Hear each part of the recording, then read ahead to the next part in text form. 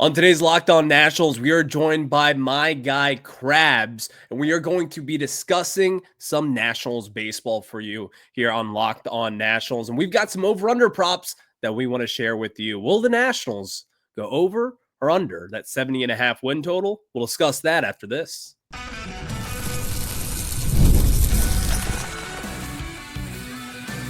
You are Locked On Nationals, your daily Washington Nationals podcast. Part of the Locked On Podcast Network, your team every day. And thank you all for making Locked On Nationals your first listen every single day, as we are free and available wherever you get your podcasts. And of course, I'm your host, Ryan Clary. You can catch me over on Twitter at RyanClary11 and as well as a show page at LO_Nationals. For all your latest Nationals news and notes, make sure to check us out over on Twitter. And of course, look up Locked On Nationals wherever you get your pods, whether it's on Apple, Spotify, and of course, the video version of this said podcast you can check out over on YouTube. And as we were saying earlier in today's intro, we are joined by my guy Krabs. He is the co-host of Behind the Lines with Bookit. And Krabs, first time on the show today, man. How we doing? Sure. Thanks for having me on, Ryan. First time. What's the old expression? First time listener, long time caller. I'm happy to finally get on this puppy, Ryan. I've been following you, Grand Danny, for a long time. You're killing it with the content. I'm excited to come on here, chop it up, talk about the Nats, betting wise or just vibes wise. Whatever you got, let's get into it. I'm excited for the season, man.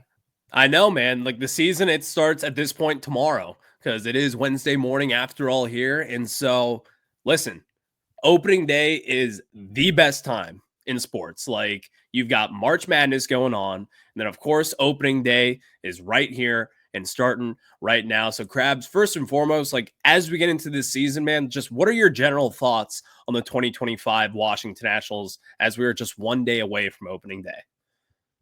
I got a lot of thoughts. You came to the right guy, Ryan. I'm really excited for the Nats season coming up in literally one day here. This is a big year for the Nats. And you know what? This is a big year for Mike Rizzo.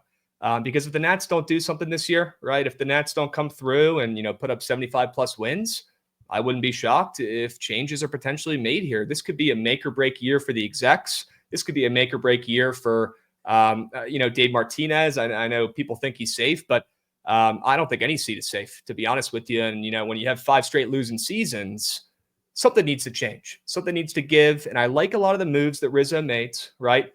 But what I don't like is how complacent this Nats team has gotten over the last couple of years since we won a World Series back in 2019. We've had 5 straight losing seasons, and we have not finished above 4th place in all 5 of those years. That's unacceptable, right? That's not okay. We were a great baseball club for damn near a decade. And after the World Series, we got fat, happy, complacent. We didn't spend coins in free agency. Well, if you want to spend coins in free agency, I think all the Nats need to do is put up one more 75-plus win season, and we might get what we want here. Okay, we put up another good season. This young core shows up. I like our chances to go out there this next upcoming offseason, and maybe Rizzo does bring in a big name that we've all been asking for weeks. So I think this team is fully capable of putting up another 75-win season here. We haven't seen it in a while, but I'm really liking the over on the win total. 72.5 just seems a little too low for me with this young core. Yeah, no, I totally agree with that. And, like the win total over at FanDuel, I was just checking it before, was at 70.5, I believe. I've seen some, sportsbook, they, you know how they are, Krabs. You're in the industry, you get it. So some are different here and there. But sure. I think the Nationals, like they've been 71-91 the past 2 seasons here. I think it's crazy for people who think that they might even take a step back or even sniff a 71 win total. I think the Nationals are probably going to be camping in that like 77 to 79 win total. And maybe they might have a chance to get to like 80, 81 wins and sniff 500 baseball. Like I believe in this core. And as you were saying, seats are going to get warm this year. Like we no longer have this Masson excuse, and the Lerner family who own this team, they've owned this team since 2007, I believe. Like they do not have the excuse like, well, Masson takes money from us. That's no more. Masson is no more. You've gotten the money. You've had the settlement. I believe they're going to be getting a bulk of the money here of what they were saying that the Orioles owe them at points in time. But right now, like, this is like the 2011 season. And for some people out there who may not remember the 2011 season, this was like the year where you signed Jason Worth, where you have these young prospects. Steven Strasburg's coming back from Tommy John surgery. You have Bryce Harper coming up. You've got Michael Morse making a splash in that season. Like, this is the time where your young core kind of steps up. And that was an exciting season, man. I think that the Nationals in 2025 will be that exciting young team where it's like, you know what? In 2026, this might be a very good ball club. You've got the key pieces. You've got James Wood. You've got Mackenzie Gore, who we were talking about before the show even started today. Like, they have got the young core, man. And it's just a matter of putting everything together. And I do think the Nationals could do that this season. The one thing that concerns me the most, I'd say, is the bullpen, which is probably the easiest answer, right? I mean, look, the lineup to me looks great. I mean, you got the young core at the top that looks sharp. Even the bottom of the order, I got no qualms, and we got plenty of depth with these young guys. Like Dave Martinez is going to have one heck of a time deciding who to keep and who to cut on this team, right? With the last couple spots, a lot of young players playing really well in the spring. I wouldn't want to have to make that call, but that's why he gets paid the big bucks, right? It's the bullpen that scares me. I love the young rotation. I think our rotation is actually underrated, and we actually have more arms that people know about or think, and a couple other younger guys who hopefully we don't need a guy like Brad Lords this season, but we got a couple young goats who are just waiting. Maybe need another year or so, but if we need them, we can always call them up. Just praying that DJ Hertz comes back healthy in a couple weeks. I know he's got some dead arm right now, not a great sign, but that kid is electric when he's healthy and when he's on. And I feel good right now with Mitchell Parker and Soroka at the 4 and the 5 until Hertz gets back, who I think is an absolute stud and is very underrated. And it's not even sniffed his peak yet when it comes to consistency, pitching a full season, but he's got the stuff. And that's the most important thing. And, Mike Rizzo is a stuff guy. He'll figure out all the stuff, everything else later, right? But if you have the stuff, they'll work with you, right? And they'll make it, come to fruition like they've done with a lot of these other great arms in the Nats system. I am stoked to go out there and see Mackenzie Gore. I think Trevor Williams, who's the old guy in the rotation, nobody's talking about him. He had a great season last year before he got hurt.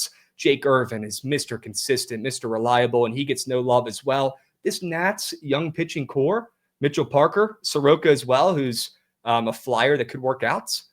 I'm impressed, and I'm excited to see these guys go out there and pitch. Yeah, I'm excited for the starting rotation also. Like, they've got potential. And it's let's just say Soroka is part of what he was in 2019, where the guy was an all-star. I believe he finished top 10 in the Cy Young voting in the National League that year. And he was just a very good, young, promising pitcher. Let's just say he is not going to be in top 10 Cy Young votes here, but let's say that he is kind of that dirty young guy that we were all seeing at what points in time being like, he's going to be a problem for the next decade plus. Let's say he kind of gets back to that form. Like, the Nationals are all of a sudden looking pretty good in the rotation. You've got Mackenzie Gore. I've got full faith in him. Like, I'm not 100% sure if he's going to be like the ace of the staff, where it's like you have Max Scherzer going out there every 5 days and he's going to strike out 10 and give you 7 innings. I'm not 100% convinced that he'll be that guy, but even then, you're not really expecting that. Us as Nats fans, we're kind of used to that here. In the 2010s, we had Strasburg and Max Scherzer. The pitching here was incredible. So we'll see with Mackenzie Gore and kind of just see how good he will be, but I'm certainly convinced that he's going to be a stud for years to come. And then, as you mentioned, Jake Irvin. Jake Irvin is someone that, he kind of gets lost in the shuffle a little bit, but all this guy does is put up good numbers. He's a great clubhouse guy. I mean, he's a success story for the Nationals and someone that Mike Rizzo can really kind of point to and say, hey, you guys kind of say that we don't produce pitching prospects here outside of Strasburg and Jordan Zimmerman and guys that we have traded for or signed like Max Scherzer. Look at Jake Irvin here recently. And as you mentioned, DJ Herz, while he's on the 15-day IL, he's got a left UCL sprain at this point, so who knows what happens with the future of him. But I think he's a young, promising pitcher. Hope to God nothing else comes from that, because, I mean, you hear UCL, and I'm not going to say it, but not good. You're all thinking it. So you're all thinking it. We're not going to mention it just yet. But also Mitchell Parker. Like, Mitchell Parker was someone, not going to lie, I was a little bit not down on, but a few weeks ago, I was pleasantly surprised by the results because I wasn't that high on him. Is that kind of what you're feeling as well? Yeah, I was like pleasantly surprised watching this kid. Yeah, he's great. Yeah, like in a few weeks ago, someone was actually commenting me the other day about this, being like, "You hate Mitchell Parker." I'm like, "No, I don't." It's just if you were to compare the two to get that fifth starter spot, DJ Hurst and Mitchell Parker, Oh, I'm taking DJ Hurst because he's oh, got the 100% stuff. when he's healthy. Yeah. And so, Mitchell Parker, he pitched better this spring. We now know why DJ Hurst had a dip in velo, why his command was not there. So it's tough now because I'm thinking about DJ Hurst because I'm so high Mhm. on him. But as you were mentioning, though, this rotation, I think it's going to be exciting to watch. Yeah, I'm stoked. I'm worried about the bullpen, but hey, if we end up proving ourselves first couple months of the season, we'll make some calls. Rizzo's never afraid to go get a guy in the pen when he needs Yeah. one, right? That's his middle name. No, seriously. If Mike Rizzo is going to be making a trade, man, sign me up because he does pretty well at that trade deadline. So Oh I yeah. do want to talk about this with you, Krabs, here because you're the betting guy. You host Behind the Mm. Lines, co-host. You guys can listen to that Monday through Friday at 12:30 Eastern time. But I do want to talk about some Nats over/under props. Not really props, but I have some numbers in mind, and in Yeah. particular with one guy, the 6'7" monster, Hmm. James Wood. I think that he is going to hit 30 home runs, and I want your thoughts on that entering Oh yeah. 2025. But before we get into it, let me tell you guys about our good friends over at Wonderful Pistachios. And of course, are you looking for a snack that's both delicious and nutritious? Crack into a good source of protein with Wonderful Pistachios. Wonderful Pistachios is one of the highest protein nuts, and each 1 ounce serving has 6 grams of protein, giving you over 10% of your daily value. Plus, they're packed with fiber and better for you unsaturated fats to help keep you feeling fuller for longer. And personally, I love the no shells variety. It's a perfect grab and go snack for busy days, whether I'm snacking at my desk on a road trip or just need a quick protein boost. They're always my go-to. Like for tomorrow, it's gonna be a long day for work. I can tell you this right now. I'm gonna have the no-shell variety of Wonderful Pistachios right in my bag for opening day, so I can have a little bit of a sneaky snack right after work, going into the ball game, save a little money, and of course, you guys can also do the same. So get snacking and get cracking with a snack that packs a protein punch. Just visit wonderfulpistachios.com to learn more.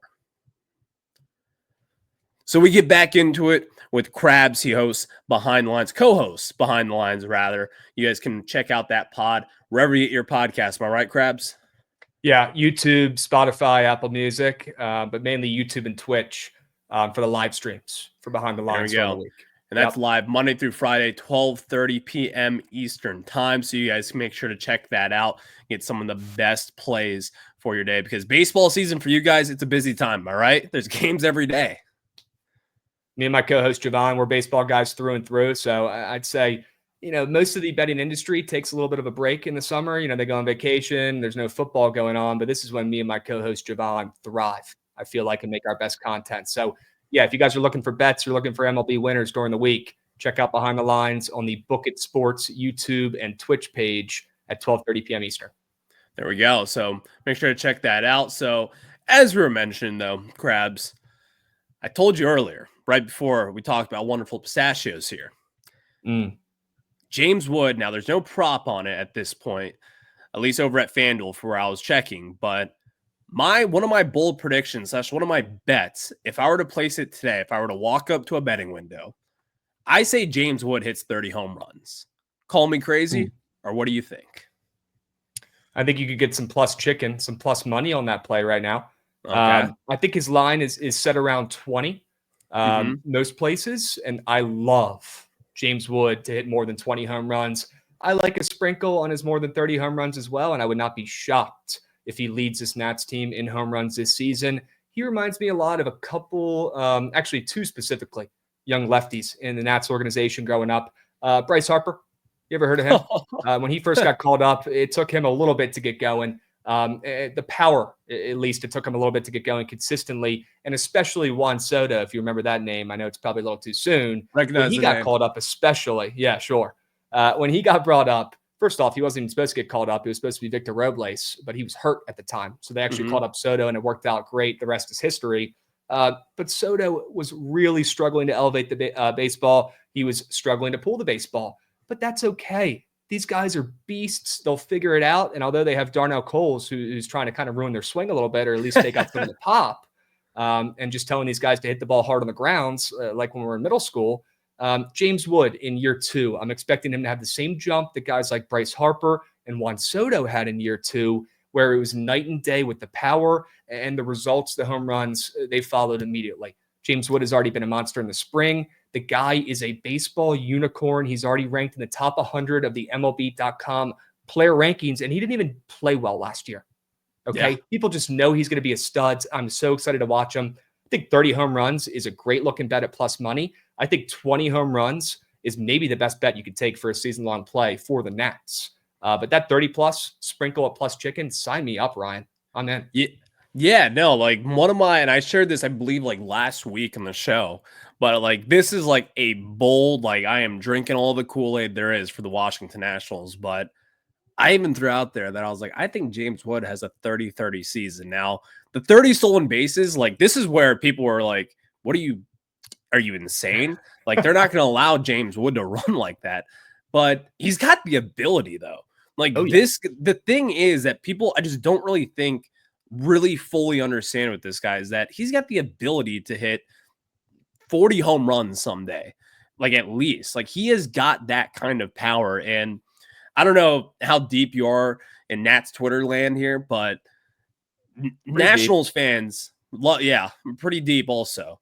And Nationals fans last year were driving me insane at points of time because they're like, all this guy does is hit the opposite way. And I'm like, let's all settle down because there was one guy who also did that, and that was Juan Soto, and he's doing pretty good.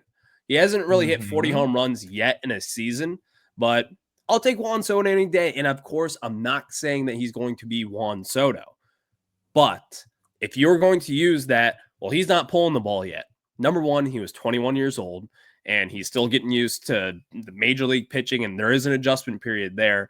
And again, if that is a red flag to you, out. Like it's not a red flag. Yeah. That is what elite hitters do. Baseball. Of course. Yeah. Like seriously, it's like I didn't want to say it, so I didn't say it. But again, it just drove me insane. You don't know ball. You don't know ball. You don't know ball at this point. So seriously, I mean, I think James Wood is going to go off this year. But I do want to get into this because, as we were saying earlier, we're going to get into some kind of like player props that we've just kind of come up with. But even then, it's not even just player props. You're the betting guy. You know where to bet it. Who leads this team in stolen bases in 2025? So happy you asked. Great question. I feel like the easy answer is probably C.J. Abrams. And by the way, I had his over stolen bases last year, and he was so close. And maybe if he could stay out of the casino, he would end up cashing it. But that's probably a combo for another time, Ryan. Yeah. Another guy you mentioned as well could be James Wood, although you have to really be a ball knower to know that guy is a 5-tool player and super fast. You look at him, you're like, no way that guy's stealing. And I'm also a little bit worried about them giving him the Strasburg treatment and not letting him run wild on the bases yet, right? Let's let him get a full season under his belt, be healthy, and then we'll start pushing the limits a little bit maybe next season. I feel like a guy who's probably an easier answer as well if people think he's going to play the whole season. And right now I'm rooting for him, and I think he can, is Jacob Young. Another solid answer as well, but he'll be hitting the 9 hole. But in my opinion, I consider that the second leadoff spot. The right answer, though, is Dylan Cruz, actually. Dylan Cruz said a couple weeks ago he's going to get 40 stolen bases, and I believe him. I believe him. I think this kid is going to be an absolute beast this season in all facets of the game. What could he not do last season? What was holding him back so much? The guy could not hit an off-speed to save his life. What did he do this entire offseason? He worked on the off-speed. He worked on putting the ball in play instead of trying to hit home runs every time like he did at LSU when he owned the place, right? He's learning there's a little bit of adjustment here. He's going to get on base a lot more. He's going to look much more comfortable out there just in general. We know the defense is there. We don't got to worry about that. But he's going to get 40 stolen bases. And he's going to lead this team in steals, hitting seconds, and he's going to have a very impressive season. I was not expecting that. And most because that was like, I think most would not, because you see CJ Abrams and it's like, well, duh, like this guy could steal like 60 bags if he wanted to. And I'm like, because that was my take. Like I thought Dylan Cruz was also going to lead this team in stolen bases. Now, injuries could happen. As you were mentioning there, he struggled a ton last year hitting the off speed. He just simply could not do it. He was not really hitting for power against off speed whatsoever. And so I think this is something that he will be better at this year. Number one, hitting the off speed, but number two, getting on base. And as we know, if you get on base, man, Dylan Cruz is going to have the green light because this guy is one of the smartest players in that clubhouse. And, I was just down at West Palm Beach getting to talk to a lot of the guys. Dylan Cruz is kind of like the guy where people go up to now, and he's kind of looked at as a veteran at this point. And it might seem a little unfair because, again, he's 22, 23 years old at this point. But like this guy's IQ and what he has at his fingertips as far as talent goes, it's absurd. And again, like he's one of those guys where he may not have all the tools of a James Wood, but like his floor and what he could do is insanely high. And he's going to be great defensively. He's going to be awesome on the base paths. I mean, I expect him to be a much better contact hitter this year and strike out a little bit less and hopefully take some walks, which he has done a little bit here and there this spring training. So Dylan Cruz is also going to be my answer. Like, it's kind of like I want to say, Ryan, some might say you're sharp. Someone to say you're sharp. And I wanted to say that it was like my sexy pick. So you kind of threw me off there, but Dylan I feel Cruz, bad for stealing it from you. Shit. No, I mean, this is something that we had to get off our chest here because it sounds like we're both high on Dylan Cruz this year. So high. I cannot wait to watch this kid play. I'm throwing out last season. I'm ready to watch his real rookie season start up tomorrow. Seriously. No, same. I'm ready for Dylan Cruz. I mean, this guy, like, I was back on the record when the Nationals took him at number 2 overall. I was like, this is the best case scenario. I'm like, Paul Skeens is going to miss a full year and a half at some point with Tommy John. In hindsight, you're like, okay, well, Paul Skeens is pretty damn good, so I'm not gonna take that away just yet. Let's let it 15 years from now, we'll see what happens. But right now, you're like, okay, I get it. Paul Skeens is great, but Dylan Cruz, man, everyday player. He could play center field and be a plus defender. He's in right field. I think he might even be a Gold Glove finalist. He is that good defensively. He's got a cannon. He covers ground. I mean, he made a couple of web gems in this spring training. So I'm excited for Dylan Cruz. But Krabs, let's finish off our conversation.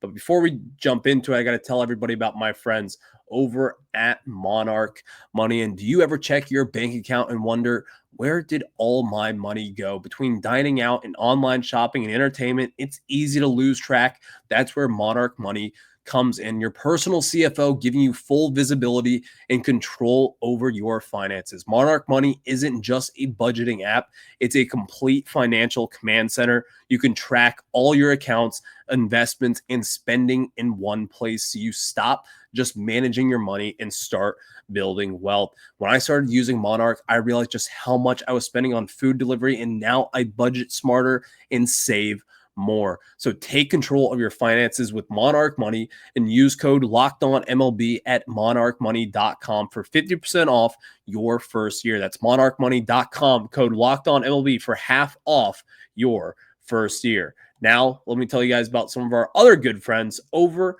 at Supply House, and get the supplies that you need from the site made for the skilled trades. Supply House, whether you're in plumbing, HVAC, or electrical work, Supply House is the reliable way to order products online. Their easy to use website is packed with helpful resources and the latest product info to help you get the job done right. Plus, with a complete inventory of over 200,000 parts from 400 plus top brands, you'll find exactly what you need delivered fast from coast to coast. Need help with an order? Supply House offers expert support and industry-leading service, so you'll always talk to a real person. And for trade pros looking for an extra edge, their free Trade Master program offers exclusive perks like a dedicated phone line, free shipping, and discounts on every order. So join the Trade Master program today at supplyhouse.com/TM and start ordering plumbing, HVAC, and electrical supplies with just a few clicks. Plus, use promo code SH5 for 5% off your first order. That's supplyhouse.com. So Krabs, after all these messages, after talking about the Nationals, man, we got to jump back into it. But I'm going to put you on blast here really quick because we've got one day until opening day. I'm going to predict how many wins the Nationals have this year. I'm going to put it on record. You don't have to yet, but I want your reaction at the very least. You ready for mine? Sure. I think the Nationals win 78 games this year. I think they Ooh. go over that. I think they go over the 70.5 win total or 72.5, whichever you're checking it out at. But I think the Nationals win 78 games. So I believe that they will be 78-84. I believe at some point this June, someone out there, people out there, myself included, will be like, are we talking about October baseball? I don't think the Nationals will have a sell-off. Like, I think you might see guys like maybe a Kyle Finnegan being shipped off the deadline, depending on how good of a season he is having. You might see a Josh Bell. But outside of that, I don't see many guys being traded away. I think the Nationals stay put for the most part, move off some older guys who may be outplaying their deals, like a Paul DeYoung. I didn't even get to mention him. I certainly see him being traded at some point to allow Brady House to come in at third base. But 78-84, that is my official record prediction. What say you? I don't want to be a Debbie Downer, but I'm going to come in with I'm going to give you the same number I came in with here. 75 wins. I hope I'm wrong. I hope it's 85. I'm going to go 75-87. And hey, let's be realistic here. That's still a win for this team. And I think if we get 75 wins, I think we'll see the learners spend money in this offseason. If they don't, DC might burn down, right? They better spend some coins if we win 75 games. Yeah. This year. They better spend some coins next offseason. If they don't, the fans are going to be even more pissed on Nats Twitter, if that's even possible. Yeah. Is that even possible? I don't know. No, like the thing is, like, I don't even know where to begin with some of these guys. Cause it's like, you're on Twitter, you're in the space, you understand here. Now you're getting me off on this Twitter little tangent here, but oh, sure. Getting you fired up. I mean, you're getting me fired up because you're speaking my language here, but some people get it. Let's just say that. And some people do not. Most of them do not. And there are some people out there in the Nats sphere. I was actually just reading about this earlier. And Krabs, you're tied in with the Nats. Like, you get it. Like, you watch this team. You understand what people are talking about and what interests people and what doesn't. People out there think that, and this doesn't really have anything to do with it, so just hang on tight with me here because I think you're a good person to bounce this off of. What do you make of people giving this team an excuse over the past few seasons to be like, you know what? Let's not spend money. Let's cut the payroll and let's continue to try to bring in prospects. And specifically this past offseason here, where they really did not spend that much money. They basically just replicated what they were paying Patrick Corbin the past few years and has got back up to, 25th in all of baseball as far as their payroll goes. What do you kind of make of their offseason as recent and kind of cutting payroll overall? I think the learners are cheap because they have all their money in Navy Yard and they're looking at their investments and they're looking at they're looking at the commercial real estate and they understand what they did and they know that they're not very liquid right now and they're costing the Nats wins. And it's bogus. To be completely honest with you, it's bogus. And if they're not ready to spend money in a big market like in Washington, D.C., go buy the Padres, go buy the Athletics, go buy, I don't know, I'm blanking on Days would love them in the middle of nowhere, but go buy a small market team. Go spend your time somewhere else where people don't care as much. It's ridiculous. It's an absurd excuse. Now, I understand why the team didn't spend money the first 3 years after the World Series. I get it. My brain works. I know how business works. Taking some time off. You got your ring, saving some coins, right? You have a couple bad contracts as well that they got to work on. I get it. But there's no excuses for it. If you don't want to spend money, don't own an MLB team because you're holding the squad back. You're holding them back. I don't know how David Martinez, smiles every day. He must have the best attitude of all time going in that clubhouse. He is an attitude guy, right? He's a glue guy. He's a player's coach. That's the kind of dude he is. That's who they need. But I don't know how he does it because the team won't give him the resources that he needs to win. Mm-hmm. What are we waiting for? At this point, what are we waiting for? Nothing. They should be spending right now. Exactly. And I talked about it all offseason. And I mean, basically in December, when teams were signing big-time players, I was just kind of like, why did the Nats not go after this guy? Why are they not rumored to be in this guy? I could have sworn that I've said the last few offseasons that I'm like, okay, I get it. You probably should not really spend now. But the last two offseasons, I'm like, all right, let's start getting some key pieces here. Like, you do have a young core. You've got CJ Abrams, who had a little bit of a breakout there at the end of 2023, had an all-star campaign in 2024. Mackenzie Gore was fully healthy this year. Mike Rizzo has been on record saying that if you are a big-time pitcher and you complete a full season healthy, like, the chances are of you breaking out after that and just kind of understanding, getting there at the ballpark every 5 days, getting in that mindset that you're going to be pitching, that is a big hump to get over for these young guys. I could have sworn, man, that this was the offseason for them. So that's one of just the most disappointing things from me. Yeah. And it's one of my biggest pet peeves when I see people fight about this on Twitter, because they're like, well, Masson. I'm like, yeah, okay. But they're still generating a ton of money. They should still be spending. They have done it before. They have had top 10 payrolls. And yes, I understand that it has piled up and they were owed money. No excuses, man. You were 25th in baseball. Like, you got to spend money at some point. So that's one of my big frustrations. Yeah. Stop being broke or sell the team. Stop being broke. And this is like my final opportunity going into this offseason here. Like, after this year, I expect them to have a pretty big year. Brady House is going to make his debut. You got a couple different guys. You got Travis Sikora down on the farm. He's going to be a really good pitcher for them.